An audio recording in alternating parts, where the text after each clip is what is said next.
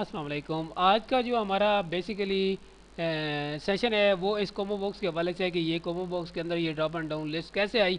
तो यहाँ पर जस्ट जब हम अपना मास्टर प्लान तैयार करेंगे, आपके सामने जो नई वीडियोस आएंगी जिनके अंदर हमने अपना प्लान कैसे तैयार किया है, तो उसके अंदर जाकर हम मज़ीद इसको समझने की कोशिश करेंगे। लेकिन जस्ट मैंने आपको इसका बताना है कि क्योंकि पार्ट्स अभी हम डिस्कस कर रहे हैं, इस प्रोजेक्ट के अंदर जितने भी पार्ट्स हैं वो यहाँ पर कैसे अपेयर हुए हैं। तो जस्ट अभी आप यही देखें कि ये कैसे अपेयर हुआ है यहाँ पर। तो इसके लिए मैं एक नई शीट के ऊपर जाता हूँ। नई शीट के ऊपर जाने के बाद यहाँ पर जस्ट मैंने आपको इम्प्लीमेंट करके दिखाना है कि वो ड्रॉप एंड डाउन लिस्ट यहाँ पर कैसे अपेयर हुई।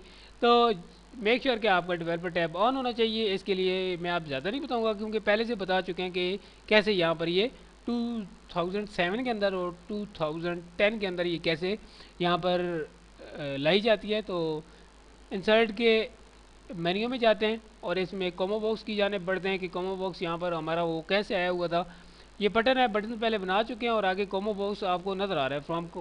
फॉर्म कंट्रोल के अंदर से कोमो बॉक्स हमेशा याद रखिएगा कि लेना है और नीचे जाकर आप अपनी यहाँ पर कोमो बॉक्स की रेंज बनाएं कि कितना बड़ा कोमो बॉक्स चाहिए। ये आपके प्रोजेक्ट के ऊपर या आपके प्लान के ऊपर डिपेंड करेगा कि उसकी यानी कि आपका डेटा या कितना है या कितनी जगह के ऊपर है। तो उस हवाले से आप अपना हिसाब से यहाँ पर कोमो बॉक्स को या कोमो बॉक्स का बटन भी कह सकते हैं कि उसको आप कितनी जगह देते हैं।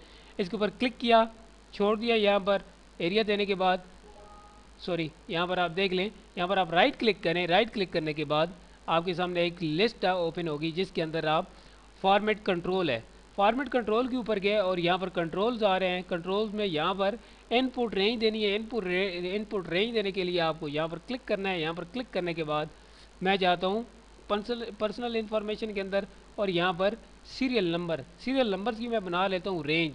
यहाँ पर आप देख लें, रेंज बना ली। रेंज बनाने के बाद मैंने दोबारा यहाँ पर क्लिक किया। दोबारा यहाँ पर क्लिक करने के बाद ये मुझसे पूछ रहा है कि सेल का लिंक दे दो, ठीक है।